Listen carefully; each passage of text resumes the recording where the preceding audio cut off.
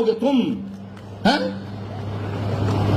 अरे मूर्खो, संस्कार किसने दिया भारत को? ब्राह्मण ने। संस्कृति किसने दी? ब्राह्मण ने।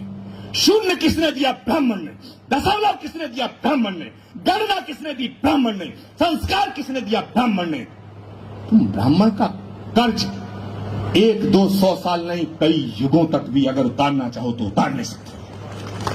लेकिन आज उन सबको बधाई देता हूं, और जिन लोगों ने ब्राह्मण होते हुए इनको सहयोग नहीं दिया, उनके लिए भगवान से प्रार्थना करता हूं कि उन्हें सद्बुद्धि दे कि वो अगले कार्यक्रमों में सहयोग दें।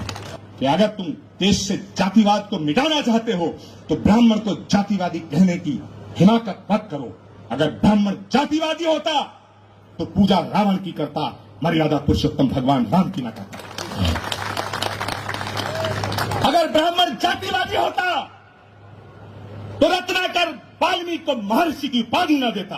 अगर ब्राह्मण जातिवादी होता तो संत शिरोमणि की उपाधि रविदास जी को ना देता। अगर ब्राह्मण जातिवादी होता तो कबीर के दोहे न गाता। ऐसी बातें करते हैं वाहियात। मैं कहना चाहता हूं कि अगले महाकुंभ में एक प्रस्ताव आए कि अगर भारत को जातिवाद से मुक्त कराना चाहते हो, और बड़ी मजेदार बात है, जातिवादी होने का हमला हम पर वो नेता करते हैं जो एक एक जातियों के नेता हैं, जिनकी हैसियत एक एक जाति की है। ये पिद्दी ना पिद्दी के शोर में ब्राह्मणों को धमकाने की बात करते हैं। मैं कहना चाहता हूं कि अगले महाकुंभ में एक प्रस्ताव आना चाहिए, यदि भारतीय लोकतंत्र से, भारत की राजनीति से जातिवाद को मिटाना चाहते हो, और भारत के संविधान में बाबा साहब अम्बेडकर ने यह व्यवस्था दी है, यह हमारा प्रेम्बल है कि भारत के अंदर धर्म, जाति और लिंग के आधार पर कोई भेदभाव नहीं होगा। तो यदि यह व्यवस्था बाबा साहब अम्बेडकर ने दी है तो आप विद्वान जन सोचो, फिर ये जातियों के नाम पर आरक्षण भारत को विभाजित कर रहा है। जो मेरे इस कथन से सहमत है, जरा हाथ खड़े करके मुझे।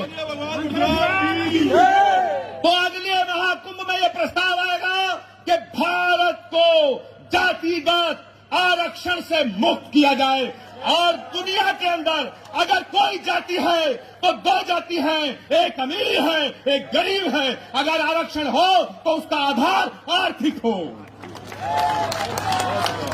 इन्हीं 7 चीफ मिनिस्टर, 6 चीफ मिनिस्टर, आज पूरब से पश्चिम, उत्तर से दक्षिण हम देखते हैं, हमें नजर कोई आता ही नहीं।